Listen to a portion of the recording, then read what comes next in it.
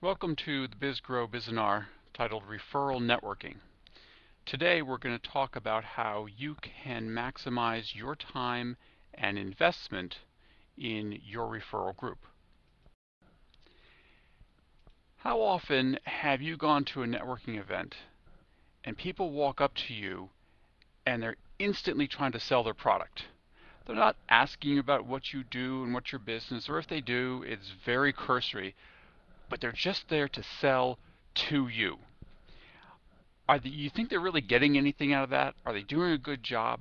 Is that why you went to a networking event? No, because networking is not about selling. It's about building relationships. That's the number one mistake that people will make when they go to a networking event. They don't know what networking is, they don't know why they're there, and they don't know how to go about building a good relationship. We're going to cover how you can do that today. Think of networking like dating. On a first date, you can be turned off very quickly by certain aggressive personality traits or somebody who's coming on too strong. Really, dating is supposed to be a process during which you're learning about somebody else. You're building rapport, you're building trust, you find out what you have in common, and you are, over time, developing a relationship that you intend to maintain for an extended period of time. Networking is the same thing. Ask yourself, what turns you off on a first date? And now think about some of the networking events you've been to, and think about people who do the same thing and how it turns you off there as well.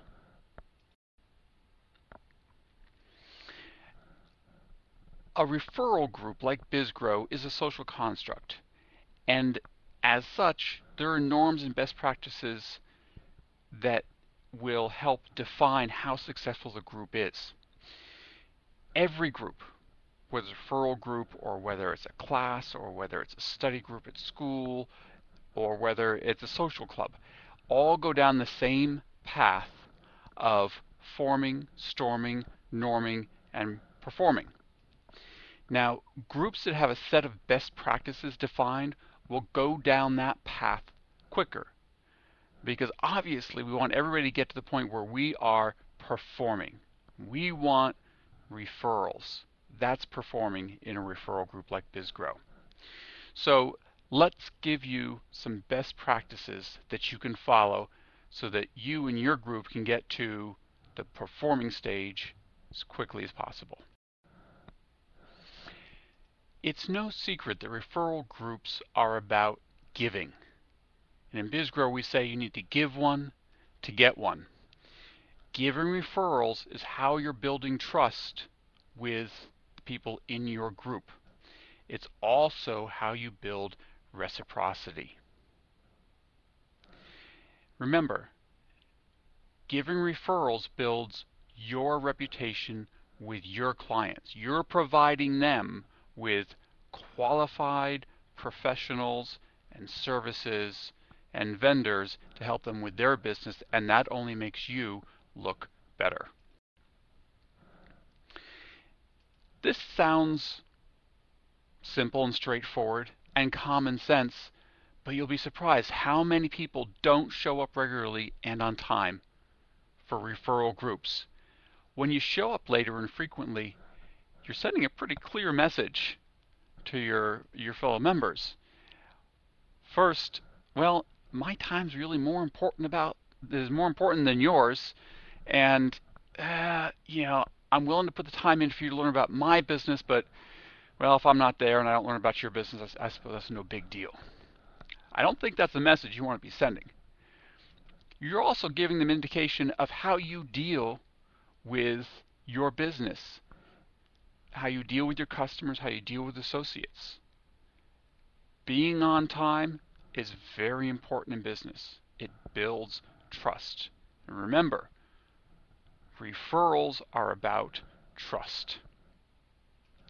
Everything you do in a referral group is a direct reflection on your professionalism and your customer service. So if you're going to join the group, make the commitment and make the time to be there. It pays you back in spades. Part of your professionalism is showing respect for people's time. That means be prepared. For example, if you know you have to give an introduction, a 75-second introduction, rehearse it ahead of time. Don't do it off the cuff. People will know. And make it memorable. Add new information. Give them something to listen to. When you're asking for referrals, again, be specific with the type of referral you want or you need. That's another way to show that you cared enough about this meeting to plan ahead and to prepare.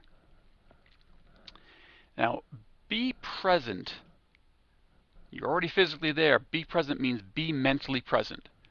Focus on the meeting and the people that are speaking. Don't play with your phone. Don't doodle. Don't shuffle with your papers. Don't look through all the business cards in front of you. Pay attention. You can call it active listening. That means look at the person who's speaking. Turn your body, turn your chair, wherever you have to do. Look at them. Make eye contact. Use facial expressions to indicate that you understand and that you're interested. Because that person will be much more attentive to you as well when they know that you are really listening. Go the extra mile and ask them questions that demonstrate you heard what they had to say, and I want more information, or I want further clarification, or did you really mean this? That helps everybody else engage, and it also helps you clarify your understanding so you can identify referrals for those individuals. The referral groups, when you're in a large group, a lot of information is being exchanged. They're not the best place to get any type of in-depth relationship going with any of the members. Meeting individually, meaning scheduling a one-on-one or even a three-way meeting outside the main group, is a great way to really get to know the members of your group. Just like showing up for the group meeting, if you're going to have an individual meeting, you need to focus and be prepared. Same rules apply. And something that's going to really pay off is meet regularly with the businesses that are closely related somehow to yours. So if you are a plumber, meet with the electrician frequently. You share a customer base. You have the same target customers. And bring in the roofer or bring in the landscape person. Those types of meetings are going to be very, very beneficial. These in-depth conversations always bring you the best referrals and yield the ripest fruit. We talk about quality referrals a lot in BizGrow, and this is why. You can use your referral group to elevate yourself in the eyes of your customer. Spoke about this briefly earlier. The way to make sure this is working is you're only referring your customer when you know that your referral group member can help them. Don't make useless referrals. Don't make referrals because you think maybe your customer needs that service and you're trying to look good in the referral group. That's not the way to treat your customer, and that's not the way to treat your referral group member. Also, make sure that your clients, your contacts, everybody you're working with knows that you're going to be giving their name and contact information out to members of your referral group and vice versa. Some customers may not want to get a call from somebody in your referral group, may already have that service. So always check with them first. And you really should be doing that to pass a warm referral anyway. The flip side of that is to be considerate of referral group members' time, meaning don't send them on wild goose chase. If you're going to give them a referral, do as much work up front for them as you can and always lend them your name and reputation.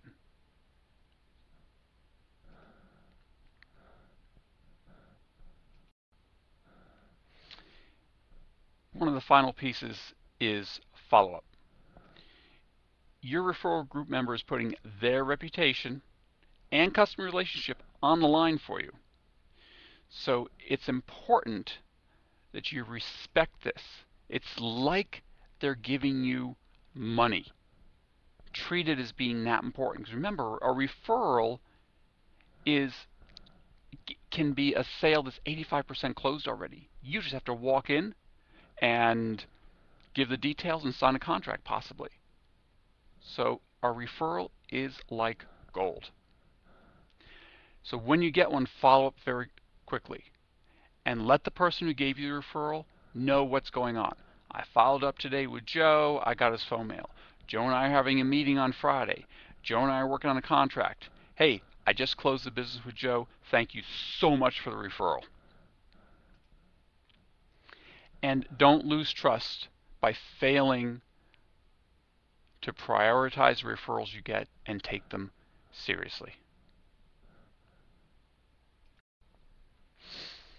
So let's talk about some things that you can talk about in the next BizGrow meeting. Here's your first date question again. Think about it.